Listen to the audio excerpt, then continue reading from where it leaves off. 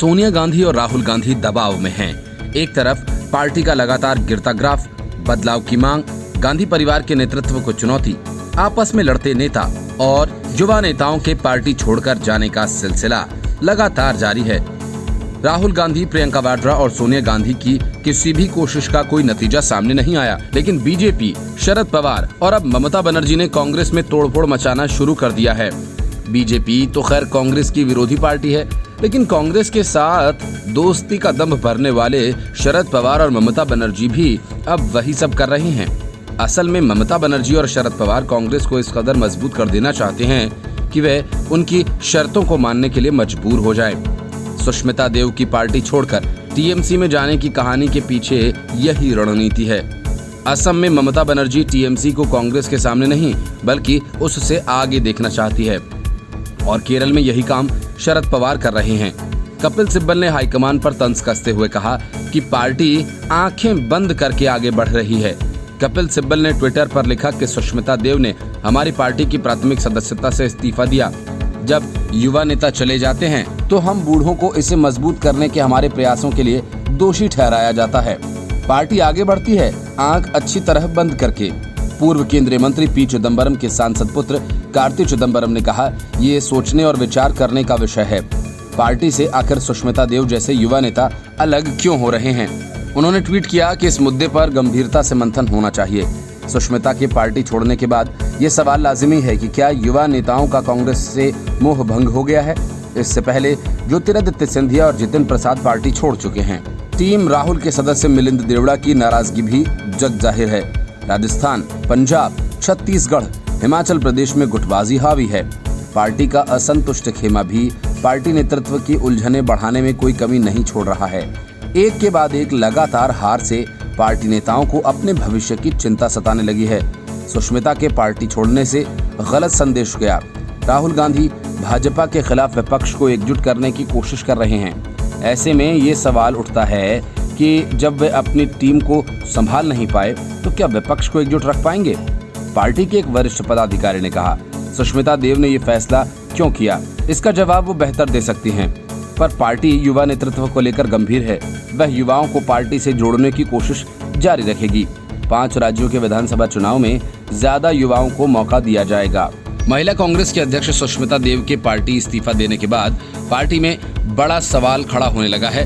वरिष्ठ नेताओं से लेकर युवा नेता तक सभी शीर्ष नेतृत्व पर सवाल उठा रहे हैं। कई नेता अब ये सवाल मुखर होकर उठाने लगे हैं कि पार्टी को इस बार कांग्रेस पर मंथन करना चाहिए कि युवा नेता कांग्रेस छोड़कर क्यों जा रहे हैं। Report, news of India.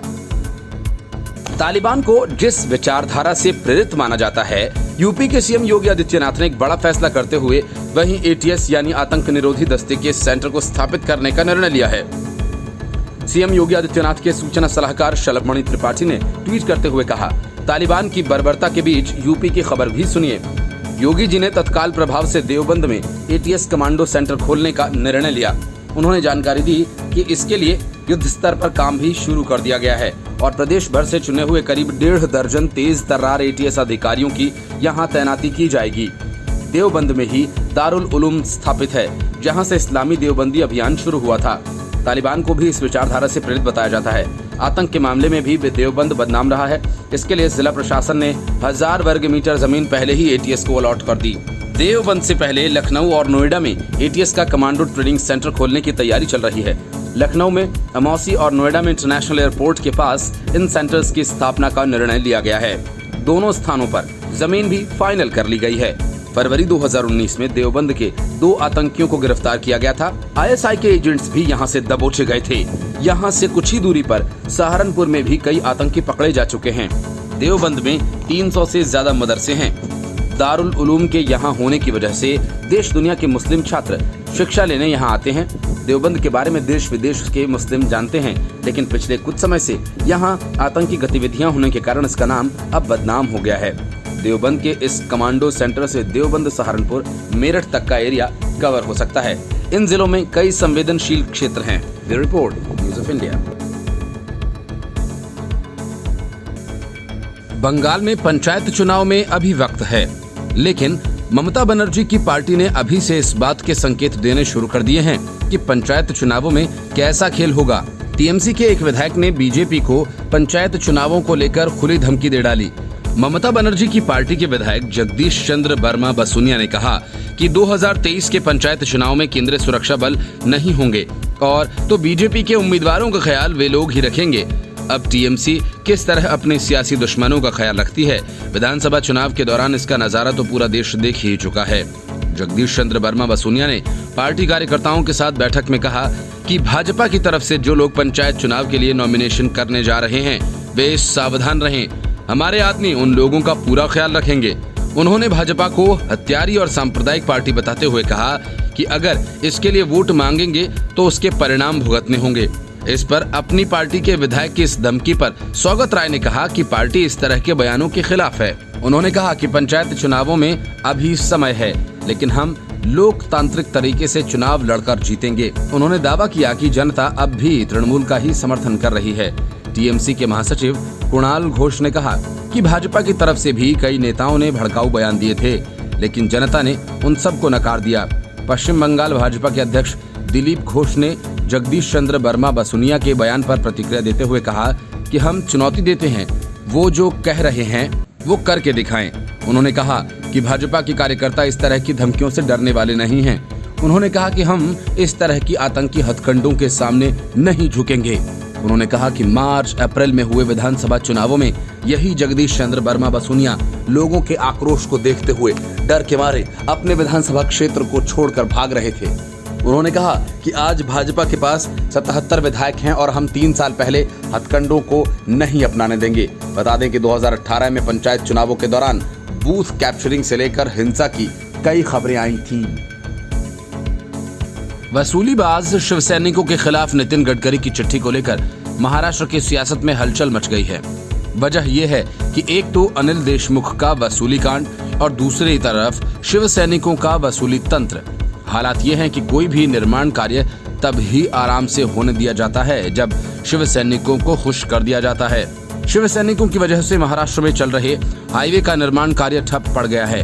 वजह यह है कि शिवसैनिकों ने कई मशीनें चला दी तो वहीं ठेकेदारों को हड़काया और धरना देकर बैठ गए। इस सब से परेशान होकर नितिन गडकरी ने उद्धव ठाकरे को पत्र लिखकर शिवसैनिकों पर लगाम लगाने को कहा। नितिन गडकरी के पत्र से शिवसेना तिलमिला गई। इस पर शिवसेना नेता उदय सामंत ने कहा कि शिवसेना भी गडकरी को पत्र लिखकर कुछ सवालों के जवाब मांगेगी।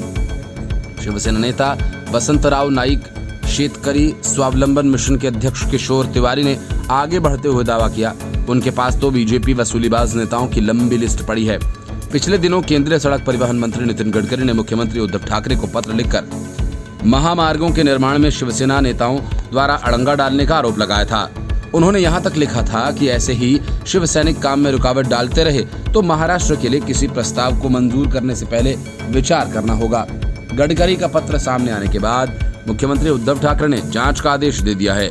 ठाकरे सरकार के उच्च व तकनीकी शिक्षा मंत्री उदय सामंत सामने आए। उन्होंने कहा कि केंद्रीय मंत्री नितिन गडकरी के पत्र को लेकर मुख्यमंत्री फैसला लेंगे, लेकिन रत्नागिरी और सिंधुदुर्ग के जनप्रतिनिधि भी गडकरी को पत्र लिखने का फैसला ले चुके हैं। सामंत ने कहा कि मुंबई गोवा महामार्ग पर 90 मीटर का पैच बाकी है। ऐसा क्यों है, इसकी भी जांच होनी चाहिए। इसके अलावा सिंधुदुर्ग एयरपोर्ट का निर्माण कार्य पूरा होने के बावजूद उसे शुरू नहीं किया गया, क्यों, इसकी भी जांच होनी चाहिए। इस बात का पता लगाना चाहिए कि इसमें किसी को हस्तक्षेप दबाव तो नहीं। इस पर गडकरी को विचार करना चाहिए। गडकरी के पत्र पर तिवारी ने कहा कि मुख्यमंत्री ठाकरे को लिखे पत्र की खूब चर्चा हो रही है, लेकिन इससे पहले गडकरी ने प्रधानमंत्री नरेंद्र मोदी को पत्र लिखकर बताया था कि कैसे बीजेपी के सांसद और विधायक राष्ट्रीय महामार्ग के काम में कमीशन वसूली के लिए अड़ंगा लगा रहे हैं। Bureau report, news of India. Supreme court में अनिल देशमुख की याचिका खारिज होते ही उन पर गिरफ्तारी की तलवार लटक गई। सुप्रीम कोर्ट ने अनिल देशमुख को कथित मनी लॉन्ड्रिंग केस में गिरफ्तारी से अंतरिम सुरक्षा देने से इनकार कर दिया। सुप्रीम कोर्ट के इस फैसले के बाद माना यह जा रहा है कि मनी लॉन्ड्रिंग केस में उनकी गिरफ्तारी अगर जांच एजेंसी चाहे तो हो सकती है, लेकिन शरद पवार को लगता है कि देशमुख के पास बचने का अब भी कोई रास्ता है। इसलिए उन्होंने कहा कि अब अंतिम फैसले का इंतजार है। जाहिर है कि जब तक ये इंतजार जारी रहेगा अनिल देशमुख छुपे ही रहेंगे। सुप्रीम कोर्ट के इस फैसले पर शरद पवार ने कहा कि अभी अंतिम फैसला आने दीजिए, हम देखेंगे। दरअसल सुप्रीम कोर्ट से अनिल देशमुख को अंतरिम राहत नहीं मिल पाई है, इसे एक झटके के तौर पर देखा जा रहा है। वहीं अनिल देशमुख के बेटे ऋषिकेश को भी 100 करोड़ की रंगदारी और मनी लॉन्ड्रिंग केस के मामले में जांच में शामिल होने के लिए समन भेजा जा रहा है। अनिल देशमुख के अधिवक्ता एडवोकेट इंद्रपाल सिंह ने कहा कि महाराष्ट्र के पूर्व गृह मंत्री अनिल देशमुख को सुप्रीम कोर्ट ने अंतरिम राहत नहीं दी है। ईडी के एक्शन से राहत पाने के लिए अर्जी सुप्रीम कोर्ट में दाखिल की गई थी। अनिल देशमुख को अगर ईडी समन भेजता है तो वे वहां पेश होंगे। अनिल देशमुख की ओर से दाखिल की गई याचिका पर सुनवाई के दौरान सुप्रीम कोर्ट से सॉलिसिटर जनरल तुषार मेहता ने अपील की थी कि उन्हें राहत न दी जाए। सुप्रीम कोर्ट ने अनिल देशमुख को राहत देने से इनकार कर दिया। भारतीय जनता पार्टी के नेता किरीट सोमैया ने कहा कि अब अनिल देशमुख को जेल जाना पड़ेगा, 1000 करोड़ का हिसाब देना पड़ेगा। सुप्रीम कोर्ट ने ठाकरे सरकार में गृह मंत्री अनिल देशमुख को अंतरिम राहत देने से इनकार कर दिया। मैं प्रवर्तन निदेशालय से अपील करता हूं कि उनके खिलाफ गैर जमानती वारंट और लुकआउट नोटिस जारी करें। ये रिपोर्ट न्यूज़ ऑफ इंडिया। 500 गाड़ियों का काफिला, 7 दिन और 170 जगहों का दौरा। नारायण राणे की जन आशीर्वाद यात्रा का यही रोड मैप है जिसने उद्धव ठाकरे की धड़कनें बढ़ा दी हैं। बीएमसी चुनाव और फिर कोंकण इलाके में बीजेपी का वर्चस्व कायम करने की जिम्मेवारी नारायण राणे के पास है। केंद्रीय उद्योग मंत्री नारायण राणे आगामी 19 अगस्त से जन आशीर्वाद यात्रा में शामिल होंगे। इस दौरान राणे शिवाजी पार्क स्थित शिवसेना प्रमुख बाला साहेब ठाकरे के स्मृति स्थल के भी दर्शन करेंगे। नारायण राणे पहली बार बाला साहेब की स्मृति स्थल पर जाने वाले हैं, इसीलिए तमाम लोगों की निगाहें इस बात पर हैं कि उद्धव ठाकरे को मात देने की नारायण राणे की यह योजना महाराष्ट्र की सियासत में कैसा तूफान लाने वाली है। लघु सूक्ष्म एवं मध्यम उद्योग विभाग के मंत्री पद संभालने के बाद नारायण राणे की जन आशीर्वाद यात्रा शुरू होने वाली है। 19 से 26 अगस्त तक राणे की यात्रा शुरू रहेगी।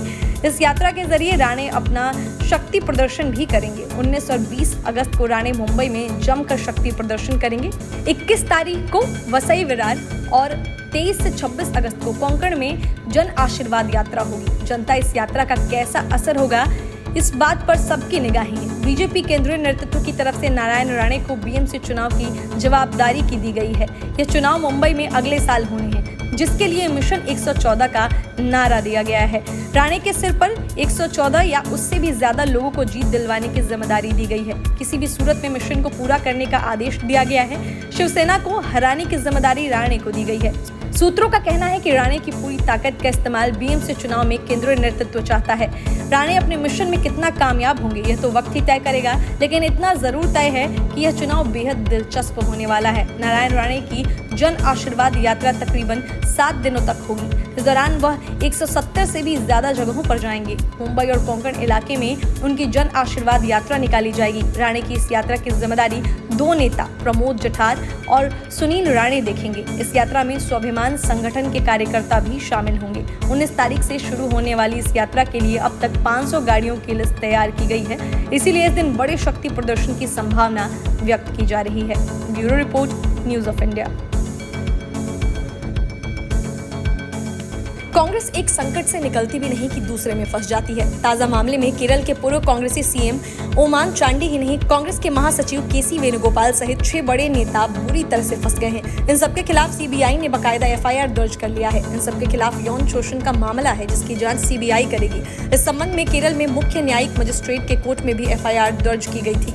धोखाधड़ी के कई मामलों में आरोपित महिला ने चांडी, एआईसीसी महासचिव केसी वेणुगोपाल, कांग्रेस विधायक एपी अनिल कुमार, कांग्रेस सांसद हिबी ईडन, अतुल प्रकाश और भाजपा के राष्ट्रीय उपाध्यक्ष एपी अब्दुल्ला कुट्टी के खिलाफ बलात्कार और यौन उत्पीड़न की शिकायत की थी। आरोपित के खिलाफ आर्थिक शोषण, भ्रष्टाचार और महिला उत्पीड़न की धाराएं लगाई गई हैं। मामले की जांच पहले क्राइम ब्रांच ने की थी, जिसने आरोपित के खिलाफ एफआईआर दर्ज की, लेकिन विधानसभा चुनाव से पहले राज्य सरकार ने 24 फरवरी को मामले को सीबीआई को सौंपने की सिफारिश की। क्राइम ब्रांच ने राज्य सरकार को एक रिपोर्ट देते हुए कहा था कि उन्हें चांडी को इस मामले में फंसाने के लिए कोई सबूत नहीं मिला।